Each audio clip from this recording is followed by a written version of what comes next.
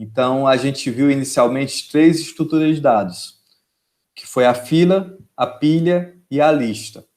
A fila é uma estrutura de dados do tipo FIFO, First In, First Out. O primeiro a entrar é o primeiro a sair. Quando eu falo em fila, a gente lembra logo de fila de banco, fila de supermercado. Então, quem entra na fila, geralmente entra no final da fila, né? A menos que a pessoa for fila. Então, a inserção sempre é no final e a remoção é no início. Então, o primeiro a sair da fila para ser atendido é quem tiver na primeira posição da minha fila. Se eu implementar isso utilizando um vetor, o meu índice 0 do meu vetor é o meu início, então vou remover sempre quem está aqui na primeira posição, e a inserção sempre vai ser na última posição disponível do meu vetor. Não significa que seja o último índice do meu vetor, certo? Até mesmo que quando a gente implementa essas estruturas de dados, a gente não pode ter lacunas entre os elementos. Então, não posso ter aqui, por exemplo, no índice 1 o valor 15, no índice 2 o valor null, no índice 3 o valor 10, tá? Então, a gente não permite que tenha lacunas entre os elementos. Então, quem entrar na fila vai entrar no último índice disponível, ok? Já a estrutura de dados do tipo pilha, que é a estrutura de dados LIFO, Last In, First Out, o último a entrar é o primeiro a sair. Então, nesse caso, a inserção sempre é no topo e a remoção é no topo. Quando a gente fala de pilha, eu até fiz analogia com pilha de pratos ou pilha de livro. Se você estiver lavando os pratos, por exemplo, você vai colocar o primeiro prato na mesa, o próximo que você vai lavar, você vai colocar em cima desse prato, você lavando outro prato, você vai colocar em cima desse prato que você lavou por último, e assim sucessivamente. Então, você vai empilhando os pratos. E você, quando for remover o prato, para secar ou para guardar, você sempre vai tirar o prato a partir do topo, a partir da parte de cima, que é onde está mais fácil para remover. Então, a inserção sempre vai ser no topo e a remoção também vai ser no topo, tá? No caso da pilha, eu posso ter 2 situações. Eu posso considerar que o meu topo, ele é, de fato, o primeiro índice do meu vetor, ou seja, o meu topo, ele está no índice 0. Então, nesse caso, se eu for inserir um elemento novo, eu teria que deslocar todos os elementos uma posição à direita, tá? Então, se eu quiser inserir aqui o 6 na minha pilha, eu teria que deslocar esse 12. O 12 viria para cá, tá? O 10 viria uma posição à frente. E o 8 também iria adiantar uma posição. Isso para poder adicionar o 6. Então, toda vida que eu for inserir um elemento novo, eu vou fazer o deslocamento dos meus valores uma posição à direita do meu vetor. Da mesma forma, se eu for remover o elemento, no caso de o topo ser o início da minha pilha, eu vou remover primeiro o elemento que está no índice 0. Então, ocorre o oposto. Todos os outros elementos, eles vão adicionar, vão deslocar uma posição à minha esquerda. Então, teria o 8 aqui que viria para o índice 0, o 10 iria ficar no índice 1, o 12 viria para o índice 2, e aqui eu iria colocar o valor null, tá? Isso considerando que o topo é o índice 0 do meu vetor. Mas eu posso implementar a minha pilha considerando que o topo ele fica no final do meu vetor. Então, nesse caso, eu vou estar adicionando no final e vou estar removendo do final. Essa forma é mais simples. Por quê? Porque se eu quiser adicionar um novo elemento aqui, por exemplo, adicionar o 14, eu vou adicionar na primeira posição que eu tenho disponível no meu vetor. Então, aqui adicionei no índice 3. Se eu quiser adicionar o 16, eu vou adicionar aqui no índice 4, tá? Se eu quiser remover um elemento, eu vou remover do topo. Então, simplesmente eu removo o 16. Caso eu queira remover outro elemento, eu removo aqui o 14. Caso eu queira remover outro elemento, eu removo aqui o 12, e assim sucessivamente. Então, essa implementação, considerando que o topo é o final do meu vetor, é bem mais simples porque eu não preciso deslocar os meus elementos à esquerda e nem à direita. Basta simplesmente inserir no último índice que eu tenho disponível. Inserir ou remover no último índice, tá? Então, fica bem mais fácil implementar dessa maneira. Por fim, a gente tem a lista, que no caso da lista, a inserção é livre. Eu posso inserir um elemento em qualquer posição. Posso inserir no índice 0, no índice 2, no índice 3, no índice 4, e também é livre, tá? O detalhe é só porque eu não posso ter lacunas no meu vetor. Então, se eu quiser inserir, por exemplo, aqui no índice 3, o valor de número 20, eu não posso. Por quê? Porque eu teria o 10 no índice 1, dois valores null, depois teria o 3 com índice com valor 20 e depois o null. Eu não posso ter essa lacuna aqui. Então, se eu quiser inserir o elemento 20, eu teria que inserir aqui após o 10, tá? E aqui ficaria com os valores null. As estruturas de dados, eu não permito esses valores nulls no meio da minha estrutura, ok? Então, os conceitos de fila, pilha e lista são bem simples, tá? Eu acredito que ninguém tenha dúvida quanto a isso, ok? Ou alguém quer perguntar alguma coisa? Tranquilo, né? Bem fácil, né? Essa primeira parte, a gente fez essas implementações, essas estruturas de dados, utilizando o vetor. Então, aqui a gente tem o que a gente chama de alocação estática de memória. Antes de rodar meu programa, eu defino o tamanho do meu vetor, e o meu programa ele já vai reservar aquela região de memória toda para armazenar as informações que eu desejo do meu vetor. Então, isso é bom e é ruim. Quais são as vantagens desse modelo? A vantagem é o quê? Como eu já aloquei a minha região de memória antes da execução do meu programa, no momento que eu vou executar, no momento que eu for utilizar o meu vetor, eu simplesmente vou colocar os elementos naquela região de memória. Então, não preciso mais fazer alocação nem desalocação de memória. Então, com isso, eu acabo ganhando desempenho. Por outro lado, ter problemas com o tamanho do meu vetor, o tamanho da minha fila ou pilha, por exemplo, ou lista. Supondo que eu aloque um vetor de 1000 posições, e em algum momento da execução do meu programa, eu só estou utilizando 10 posições de memória. Então, nesse caso, eu vou ficar com um grande desperdício de memória, já que eu vou ter mais de 900 posições ociosas, onde o meu programa já alocou memória para aquilo ali. Então, posso ter problema de desperdício de memória, que pode afetar o desempenho de outros programas.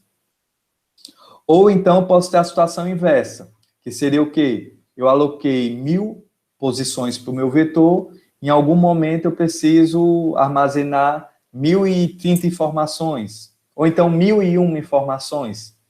Então, no caso, meu vetor ele não tem um tamanho suficiente para armazenar tudo que eu desejo. E eu não consigo alterar o tamanho do meu vetor em tempo de execução. Na maioria das linguagens, como por exemplo o Java, como o C, eu não consigo fazer esse redimensionamento do meu vetor. Então, a alocação estática de memória, ela tem essas vantagens e desvantagens. A próxima matéria, que a gente vai começar na quarta-feira, a gente vai rever a implementação de fila, pilha e lista, mas utilizando a alocação dinâmica de memória. Então, a gente vai realmente alocar a memória em tempo de execução, conforme a necessidade, e vai estar utilizando ou liberando essa memória em tempo de execução. Ok? Tranquilo? Tá tudo bem até aqui? Ok, né? Então, vamos dar uma revisada aqui na implementação que a gente fez, nas implementações. Vou só aumentar aqui um pouquinho a fonte. Aqui a gente criou 3 pacotes, um para fila, um para lista, um para pilha. O primeiro pacote para fila, a gente definiu um TAD fila. Alguém lembra o que é o TAD?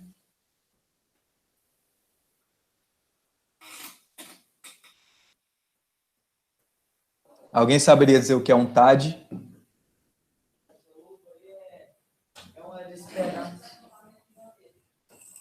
Alguém saberia dizer?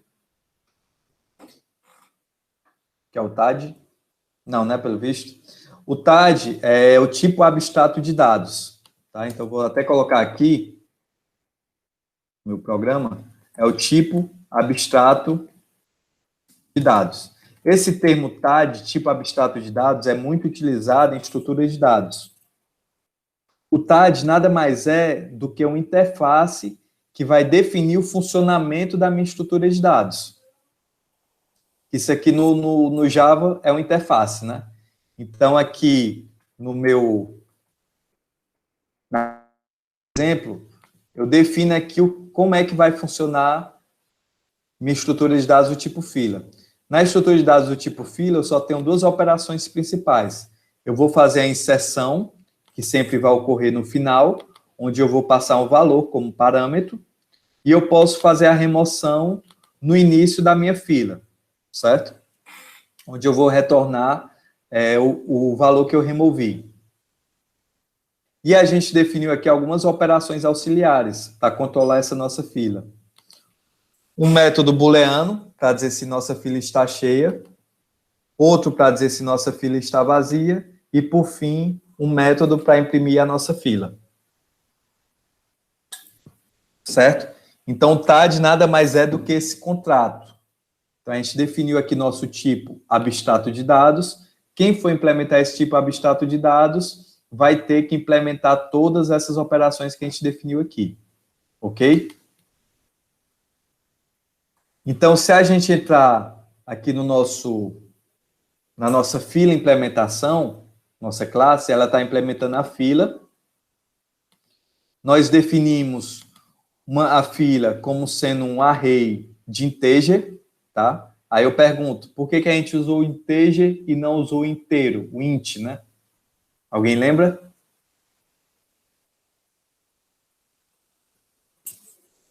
Sim, não, talvez.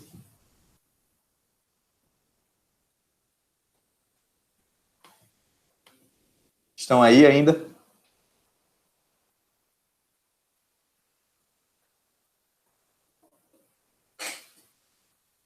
Não lembra, né? Então, a gente definiu que a gente ia utilizar o integer na nossa fila, por quê? Porque quando eu tenho um vetor do tipo integer, eu consigo trabalhar com valor null. Então, poderia dizer que, por exemplo, fila no índice 0 recebe o valor null, tá? Quando eu trabalho com int, eu tenho que atribuir algum valor realmente numérico a esse vetor. Então, não poderia dizer que fila 0 recebe null. Em algumas linguagens como C, é muito comum o pessoal utilizar um número que você não vai utilizar na fila. Como, por exemplo, supondo que minha fila seja uma fila de números inteiros positivos, eu simplesmente atribuo o valor -1 para indicar que ninguém está utilizando aquela posição do vetor, tá? Mas, caso eu queira utilizar os valores negativos, eu teria problema para representar aí o valor, para indicar quem não tem um valor válido na minha fila. Então, por isso, a gente utiliza a fila de integer, já que integer eu consigo trabalhar com valor null. Então, fila, o índice que tiver o valor null, significa que aquele valor está disponível para ser alocado. Tá? Tranquilo, né? Beleza. Então, a gente criou o construtor, fila aqui em MPL, onde a gente passa como parâmetro o tamanho do nosso vetor. E a gente define aqui uma variável posição, que ele inicialmente começa com -1. Alguém lembra também por que a gente definiu essa variável posição? E por que inicialmente ela começa com -1? Sim, não, talvez.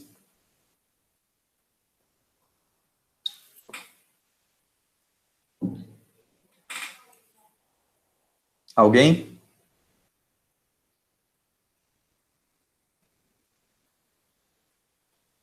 Alguma alma aí para responder no chat? Beatriz, valeu, Beatriz. Obrigado, viu? Não lembra, né? Então, pronto, esse posição, ele simplesmente, ele é como se fosse um ponteiro para o último índice eu tenho um valor válido do meu vetor. Então, aqui na nossa fila, a gente está iniciando posição com -1. Então, é como se eu tivesse aqui, ó, colocar nesse desenho, eu vou limpar aqui essa minha fila, remover aqui esses elementos. Então, inicialmente, é como se eu tivesse aqui uma variável posição, e meu posição, ele está apontando para o índice -1. Ou seja, isso aqui quer dizer que todos os meus índices do meu vetor estão disponíveis.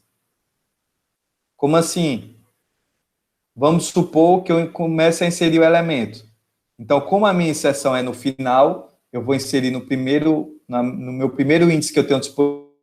Então, eu iria inserir um elemento aqui no meu índice 10. No momento que eu inserir um elemento no meu índice 10, esse meu posição, ele vai passar a apontar, ele vai armazenar o valor 0. Isso aqui vai me indicar que o índice 0 é o índice que contém o último valor válido do meu vetor.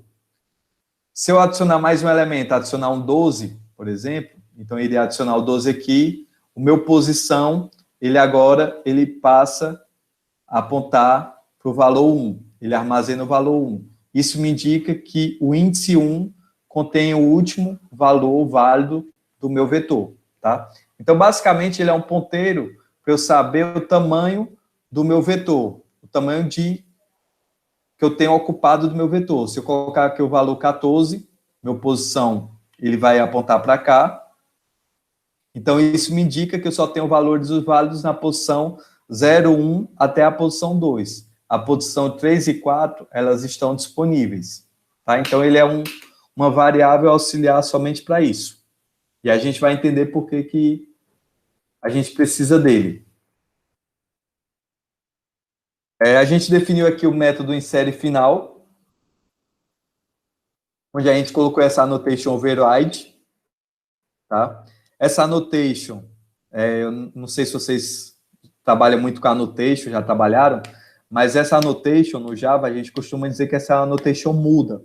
Por quê? Porque ela não altera em nada a execução do meu código. Ela simplesmente aqui, ela está dizendo para mim que esse método insere final, ou ele vem de uma interface que eu estou implementando, ou ele está vindo através de herança de uma classe Py. E eu estou sobrescrevendo esse método, tá? Mas ela não muda em nada meu código. Eu poderia até vir aqui e tirar essa annotation. Não teria impacto nenhum. Ok? Então, no meu insere final, eu vou passar o valor. Na verdade, falar que uma fila insere no final, de certa forma, é até redundante. Porque se eu colocasse aqui só insere, a inserção da fila só é no final. Né? Então, é até redundante falar isso aqui. Então, a primeira coisa, quando eu vou executar o método, eu realizo as validações, para verificar se eu posso fazer essa operação ou não. Então, verifico se fila cheia, eu imprimo a mensagem fila cheia, elemento não inserido, e retorno nada, né? Então, encerro a execução do meu método. Lá no meu fila cheia, eu estou verificando até pela posição, ó. Se meu posição é fila length -1, certo? Então, eu retorno true, se não, retorno false. Voltando aqui para essa nossa implementação, basicamente ele está verificando o quê? Se meu posição aqui, por exemplo, ele tiver com valor 4, significa o quê? Que o índice 3 está preenchido e o índice 4 também está preenchido.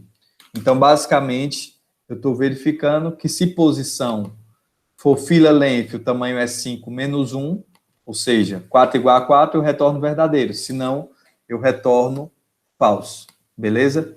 Se não, para adicionar, eu simplesmente dou um fila, mais posição, recebe um valor. Então, supondo, vou colocar aqui que a gente tem aqui só o elemento até o 2, novamente, tá? Então, supondo que eu esteja aqui nessa posição do meu vetor, aqui tem a null, e aqui tem a null. Então, se eu quiser inserir um elemento novo, o que é que eu estou fazendo? Eu estou fazendo um operador de pré-incremento. Então, primeiro eu vou incrementar essa variável posição, que tinha um valor 2. Então, posição, ele passa a ter o valor 3, tá? Depois que eu incrementar essa variável, aí sim eu faço a atribuição. Eu leio o valor da variável, recebe o valor que eu passei como parâmetro. Supondo que eu esteja passando o 20, aqui eu vou lá, insiro o 20, tá? Então, a adição bem simples, né? O remove início. Eu simplesmente verifico se a fila está vazia, porque se a fila estiver vazia, não há elementos para remoção. No meu método fila vazia, a gente utilizou aqui um operador ternário, né? Se posição for igual a -1, ou seja, não tem ninguém no meu vetor, né? Ninguém com valor válido no meu vetor, então posição fica com o valor -1, eu retorno verdadeiro. Se não, eu retorno falso. Ok? Aí o meu remove início, eu simplesmente faço uma cópia do meu fila no índice 0, que aqui no caso eu iria retornar para remover, quem eu iria remover aqui seria o 10, né? Então esse 10 é o elemento que vai sair da minha fila. Depois que eu remover o 10, o que é que eu tenho que fazer? Eu estou dizendo que fila no índice I recebe fila no índice 1, começando meu for de 0, enquanto for menor que posição. Ou seja, enquanto meu array tiver valores válidos. Então, fila no índice 0, recebe fila no índice 0 mais 1, fila no índice 1, certo? Então, fila no índice 0, que é esse cara aqui, recebe o valor de fila no índice 1. Então, 12 vem para cá, basicamente eu fiz isso. Depois, na próxima iteração, quando i for 1, fila no índice 1 recebe fila no índice 2. Então, basicamente, estou dizendo que fila no índice 1 recebe fila no índice 2. Então, vou copiar esse valor para cá. Então, 14, ele vem para cá, tá? Na próxima iteração, eu faço que fila no índice 2 recebe fila no índice 3, ok? Então, no caso, eu vou dizer que o 20, que está aqui no índice 3, ele vai para fila no índice 2. Então, o 20, ele vem para cá. Então, com isso, eu fiz o deslocamento dos meus elementos, removendo o elemento no final. E, por fim, tá? Quando eu sair desse meu for, que aqui o i vai passar a ser 3, como não vai satisfazer mais minha condição i menor que posição, né? O i seria 3, posição é 3. Então, eu saio do meu for, e aqui eu já faço um operador de pós-decremento. Então, primeiro eu vou ler a variável posição, eu vou atribuir a ela um valor null. Posição aqui que estava no índice 3, então vou atribuir aqui um valor null para esse cara. Depois que eu atribuir esse valor null, eu vou decrementar a minha variável. Então, posição vai receber posição menos 1. Então, posição que estava apontando para o índice 3, agora passa a apontar para o índice 2, certo? E, por fim, eu retorno o elemento removido, que é o fila no índice 0. Beleza? Tranquilo, né? Isso aí? Tá tranquilo aí para todo mundo? Sim, né? Tranquilo demais, né? Tá bem fácil ainda a matéria. Depois o bicho vai complicar, tá? Mas essa aula hoje ainda é bem simples. Mais a revisão. Então, pronto. E, por fim, eu tenho o meu método imprime fila, onde eu vou verificar se minha fila é vazia. Se ela for vazia, eu vou dizer que não há elementos para impressão. Caso contrário, eu vou partir do meu índice i igual a 0, enquanto i for menor ou igual à posição, ou seja, enquanto o meu vetor tiver valores válidos, eu vou imprimir fila no índice i e dou a tabulação, certo? Então, vou só mandar aqui executar meu teste fila.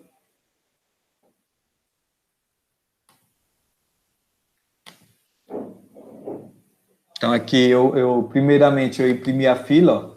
Ele disse que não, fila vazia, não há elementos para impressão. Depois eu inseri o 10, 12, 14, 16 e 18. Então, inseri o 10, depois inseri o 12 no final, inseri o 14 em sequência, o 16 e o 18. Aí eu tentei inserir o 20, no final, ele disse o quê? Ó, fila cheia, elemento não inserido. Mandei imprimir a fila, ele imprimiu essa fila aqui, tá? Aí depois eu começo a fazer o contrário. Eu mandei remover do início, 1, 2, 3, 4, 5 vezes, tá? Então, eu vou remover esses 5 elementos, e eu vou imprimindo. Removi primeiro o 10, depois removi o 12, removi o 14, o 16, removi o 18. Depois que eu remover os 5 e eu mandar imprimir, ele vai dizer fila vazia, não há elementos para impressão. Depois eu tentei novamente remover do início, ele disse que fila vazia, não há elemento para remoção. Mandei imprimir a fila, ele falou que fila vazia, não há elementos para impressão, tá? Então, esse foi o teste que a gente fez. A gente tentou adicionar sempre um elemento a mais e tentou remover um elemento a mais para ver se dava algum erro no nosso programa. Que é o correto fazer, né? Vocês estão no BPID, eu acho que vocês devem ouvir falar muito de rotina de teste, né? Então, a gente tem que testar o nosso programa, né? Testar exatamente onde a gente acha que pode haver erro, nos fluxos que não são convencionais. Aí a gente implementou aqui a nossa pilha, definiu a nossa interface pilha, nosso tipo abstrato de dados pilha. A pilha, eu só adiciono elementos no topo e eu removo elementos do topo. Quando eu for adicionar no topo, eu tenho que dizer como parâmetro que eu vou adicionar. Quando eu vou remover, eu vou retornar como parâmetro o que eu vou remover. E a gente definiu também as operações secundárias da pilha. Verificar se a pilha está cheia, a pilha está vazia e para imprimir a pilha. Então, aqui na nossa implementação da pilha, como eu falei, a gente pode considerar o topo da pilha o índice zero do vetor, ou poderia considerar o topo da pilha o final do meu vetor. Nessa implementação aqui, a gente já quis fazer um pouco mais hard, né? Então, a gente considerou que o índice zero do vetor é a pilha. Então, sempre que eu for inserir um elemento, eu vou inserir no índice zero. Sempre que eu for remover um elemento, eu vou remover do índice zero. Então, toda vida eu vou estar deslocando elementos à direita ou à esquerda, tá? A gente definiu as mesmas variáveis, praticamente, um array de inteiros, de integer, para representar a pilha, e a gente definiu posição iniciando com -1, ou seja, no meu vetor não tem nenhum elemento válido, tá? Então, minha posição está apontando para -1. O meu adiciona topo, eu vou receber como parâmetro o valor, verificar se pilha estiver cheia. Se pilha estiver cheia, eu vou exibir a mensagem elemento não adicionado, vou retornar, encerrar a execução do meu método. Se não, eu tenho que deslocar todos os valores uma posição à direita, né? Então, se a gente for aqui na implementação da pilha, e eu considerar que a pilha, vou colocar aqui a pilha, só apagar isso aqui, considerar que o topo da minha pilha, o topo é o índice zero, então sempre vou estar adicionando o índice zero, vou estar removendo o índice zero. Se eu quiser adicionar aqui um elemento, 6, por exemplo, no meu vetor, na minha pilha, eu teria que deslocar o 10 para cá, deslocar o 8 uma posição à direita, para poder adicionar o 6 aqui na minha pilha. E isso é feito através desse for, certo? Então, meu for, ele começa em posição. Então, só colocar aqui para a gente ver, né? Como eu tenho 2 elementos apenas, o meu posição, ele vai estar apontando aqui para o índice 1. Para o índice 1 do meu vetor.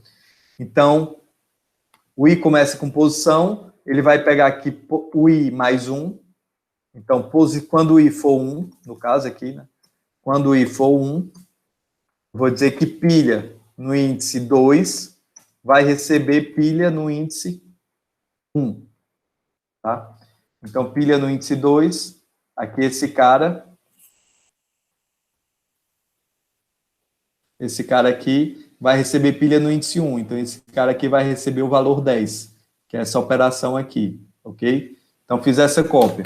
Depois, eu decremento o meu valor de i. Então, quando o i for 0, agora, eu vou fazer que pilha no índice 0 mais 1, pilha no índice 1, recebe pilha no índice 0. Então, pilha no índice 1 vai receber o pilha no índice 0. Então, o 8, ele vem para cá. Tá? Então, coloquei o 8 para cá, eu fiz essa operação. Ok? Ele vai decrementar o I. O I passa a ser menos 1. Como, para continuar no laço, o I tem que ser maior ou igual a 0, eu encerro a execução desse meu laço de repetição. Aí eu digo que pilha no índice 0 recebe o valor. Então, pilha no índice 0, esse cara aqui, ele vai receber o valor que eu estou adicionando. No caso, 6. Então, adiciono 6 aqui nesse cara. Tá? E, por fim, eu faço posição mais mais. Então, agora eu estou dizendo que posição vai apontar, entre aspas, né? Vai estar com o valor 2, ou seja, o índice 2 é o índice que tem o último valor válido do meu vetor, beleza? Então, isso é o adiciona topo. O remove topo, ele vai verificar se a pilha está vazia, né? Se tiver vazia, ele vai retornar null, já que ele não vai remover ninguém, né? Se não, ele vai pegar o valor removido, que é o pilha no índice 0, certo? Já que eu vou remover sempre do índice 0. Aqui é o contrário, ele vai fazer o deslocamento de todos os valores, uma posição à esquerda. Então, eu vou pegar aqui o I começa em 0, no caso. Tá? Quando o I for 0, meu pilha no índice 0 recebe pilha no índice 0 mais 1. Então, pilha no índice 0 recebe pilha no índice 1. Então, pilha no índice 0 recebe pilha no índice 1. Então, faça a cópia desse elemento aqui para cá. Então, o 8 vem para cá, né? Eu faço essa operação. Beleza? Quando o I for 1, então, pilha no índice 1 vai receber pilha no índice 2. Tá? Então, pilha no índice 1 recebe pilha no índice 2. Basicamente, é copiar esse valor de 2 para o índice 1. Então, 10 vai ser copiado para cá. Então, aqui eu vou ter o valor 10, certo? Então, eu fiz aqui essa operação de cópia nesse caso. Quando o I for igual a 2, né? Quando o I for 2, então, I não é mais menor que posição, é menor ou igual, né? Ele não vai executar aqui mais o for, vai sair do meu for. Quando sair do meu for, eu tenho um operador de pós-decremento.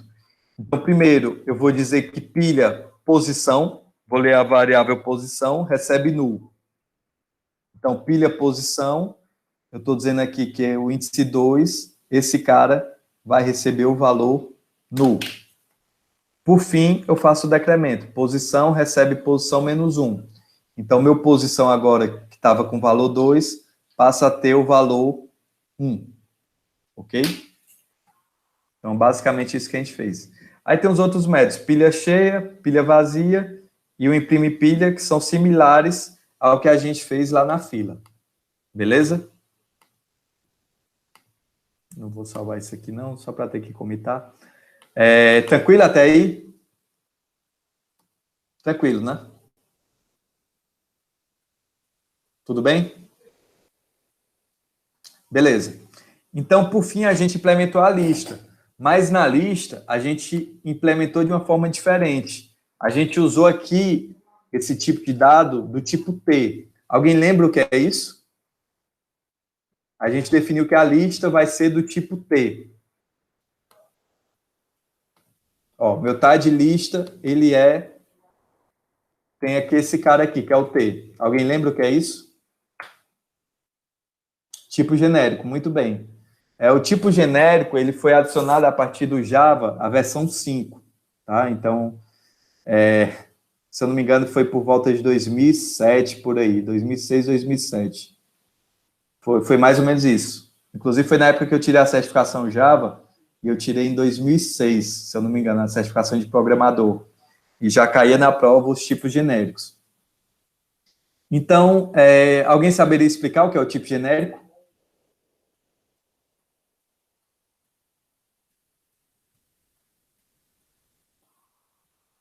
No Swift tem genérico? Tem? Vocês trabalham com o Swift, né?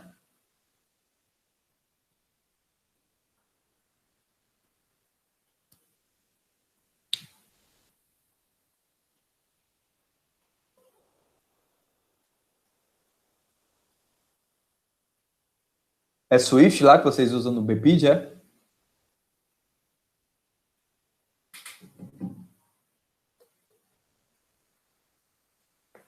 Serve para você não definir a lista como um tipo só. A ideia é essa mesmo, João Pedro. Mas respondendo minha pergunta, o Swift trabalha com tipo genérico? Ou não é uma linguagem forte? Oi? Trabalha sim. Mas é uma linguagem fortemente tipada, né? Você tem que definir o tipo dos dados, né? Isso. No começo do semestre, eu estava pegando algumas coisinhas de estrutura e aplicando em Swift para aprender mais, sabe? Aí Entendi. eu fui lá, dá para fazer fila, essas coisas, sendo genérico. Entendi. Certo, beleza, legal. É porque tem algumas linguagens atualmente, como por exemplo o Python, que você não precisa definir o tipo do dado. Você simplesmente utiliza. Você não define o tipo das variáveis, né? Assim como o próprio JavaScript trabalha dessa forma também, mas algumas linguagens a gente costuma dizer que não são fortemente tipadas, né? Você não precisa definir um tipo de dado. Então, beleza. Então, aqui no Java, esse T aqui se refere a um tipo genérico. Significa que em tempo de execução, quando eu for instanciar esse objeto, eu vou definir o que é o T. Tá? Então, quando eu estou adicionando aqui um valor no meu TAD lista, eu estou dizendo que eu vou adicionar um valor do tipo T, mas eu não sei o que é o T. Então, quando eu for criar o meu objeto, eu vou definir o que é esse tipo T. Inclusive, aqui eu poderia definir que esse cara aqui, ele é qualquer letra. Tá? Eu poderia definir aqui que é um E, poderia definir que é um F, tá? No Java eu poderia definir qualquer coisa. Geralmente eu gosto de colocar o tipo T, porque eu já associo com type, né? Então aqui no Java, no momento que eu for instanciar o meu objeto, eu digo a que tipo ele pertence. Então aqui no meu TAD lista, por exemplo, eu estou instanciando, dizendo que essa minha lista vai ser do tipo integer. Então aqui eu estou atribuindo integer. Quando eu for adicionar o valor, eu vou ter que adicionar um valor também do tipo integer. Mas eu poderia criar uma outra variável aqui, que eu TAD lista, e dizer que é, por exemplo, do tipo float. Então, vou botar aqui, por exemplo, lista 2, new lista, do tipo float. Aqui botar que essa minha lista tem 10 posições, por exemplo. New lista, né? Então, lista 2, no momento que eu for chamar o meu método para adicionar o valor, ele está esperando que eu coloque um float. Então, se eu colocar aqui um 10 no índice 0, ele obviamente vai reclamar, né? Aí eu teria colocado o tipo float. Ele está falando o método adiciona valor float, int, não é aplicável para o argumento do tipo int. Então esse cara aqui teria que ser um float. Aqui no Java eu posso fazer de duas formas. Ou poderia botar esse f no final do meu número, ou então colocar aqui um cache para dizer que esse elemento aqui é do tipo float, tá? Porque também se eu colocar aqui no Java 10.2, só em dizer que é ponto 2 não significa que é do tipo float. Porque, por padrão, quando eu trabalho com ponto flutuante no Java, ele entende que é do tipo double, tá? Então, ele até colocou aqui o erro. O método adiciona valor, float int, no tipo TAD lista float, não é aplicável para o argumento double int, tá? Então, mesmo assim, colocando ponto flutuante, eu teria que colocar o f, ou então fazer esse cache aqui no meu tipo de dado. Beleza? Então, eu poderia definir aqui minha TAD lista do tipo float, poderia definir que é um do tipo caractere, por exemplo. Aí, aqui, no caso, eu teria que passar um caractere. No caso aqui, caractere no Java é com aspas simples, tá? E depois que eu definir esse tipo de dado, eu não consigo mais mudar em tempo de execução. Eu só consigo modificar no momento que eu estou instanciando o meu objeto. Beleza? Então, trabalhar com TAD, todas as implementações seguintes, a gente vai utilizar tipo genérico. A gente não vai mais se amarrar a nenhum tipo de dado. Beleza? Ok, então aqui a gente definiu o TAD lista e na nossa lista a gente simplesmente criou dois métodos. O adiciona valor, onde eu passo o valor do tipo T e eu informo um índice que eu quero inserir ele, pode ser no início, no final ou no meio da minha lista. E eu tenho um remove valor, onde eu passo o índice do elemento que eu estou removendo. E por fim eu retorno o tipo T. Os métodos secundários, lista cheia, lista vazia e imprimir lista. Olhando aqui a nossa implementação da minha lista, aí teve uma pequena diferença, né? Quando eu crio a classe lista, eu tenho que dizer que essa lista é do tipo T e que ela vai implementar a TAD lista, que também é do tipo T. Então, a gente definiu que nosso array é do tipo T, tá? E quando a gente vai instanciar, criar o nosso array, de fato, a gente faz de uma forma um pouco diferente. Porque eu não posso dizer aqui que eu vou simplesmente construir um objeto do tipo T, que eu não defini. Então, no Java, a gente tem que construir esse vetor do tipo object mesmo, que a gente está definindo que esse cara vai ser um array de objetos, de object, e por fim a gente faz um cache desse array para um array do tipo T, ok? E nossa posição também começa com -1. Tranquilo até aí? De tipo genérico, é basicamente isso que a gente vai precisar. Apesar de que tipo genérico também dá para trabalhar com herança, tem outras coisas, tá? Mas para essa disciplina, a gente vai estar utilizando só isso mesmo. A gente não vai estar trabalhando com herança em tipos genéricos. Beleza. Então, quando eu for adicionar o valor, eu estou recebendo o valor e o índice. Então, aqui a diferença, basicamente, é que nossas validações são maiores, né? Vai verificar que se lista estiver cheia. Se estiver cheia, ele está dizendo que ele não vai adicionar o elemento não adicionado. Na outra validação, ele está verificando se o índice é válido. Por quê? Porque eu não posso passar, obviamente, o índice negativo, né? Eu não tenho no meu array, eu não tenho um índice negativo, o índice não pode ser menor que 0, ou então o índice não pode ser maior que posição mais 1. Isso aqui é basicamente informar as lacunas, né? Supondo que eu queira passar aqui o meu posição aqui no caso, dessa lista estaria aqui, né? Meu posição. Supondo que eu queira passar o índice 3 para adicionar o 30, tá? Então, o que é que está vendo nessa validação aqui, ó? O índice, que é o 3, ele é maior que posição mais 1? É maior que 1 mais 1? É. Então, como ele é maior que 1 mais 1, eu não posso adicionar, porque eu teria uma lacuna entre meus elementos. Então, ele coloca aqui que o elemento não adicionado, posição é inválida, certo? Por fim, caso eu não entre em nenhuma dessas duas validações, eu vou deslocar os elementos posteriores ao índice uma posição à direita. Então, se eu quiser inserir o elemento aqui no índice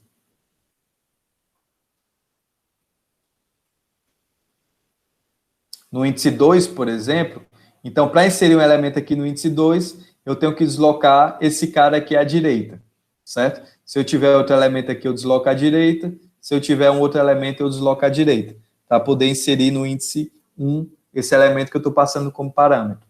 Aí, basicamente, é aquela operação de deslocamento à direita, que a gente já fez anteriormente. O remove valor, eu estou passando o índice como parâmetro também. Vou verificar se minha lista não é vazia, para poder inserir, ou se minha posição é inválida, tá? Se minha posição for inválida, eu não posso remover o meu valor. E, por fim, depois que eu remover o elemento, eu tenho que fazer o deslocamento dos elementos posteriores ao índice à esquerda.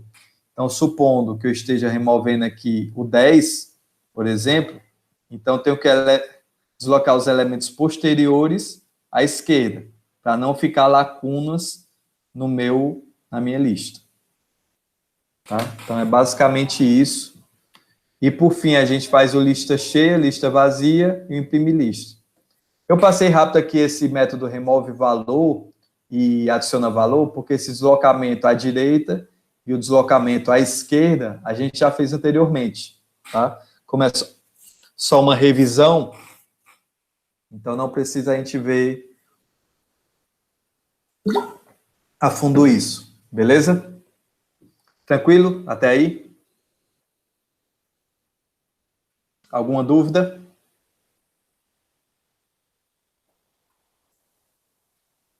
Não?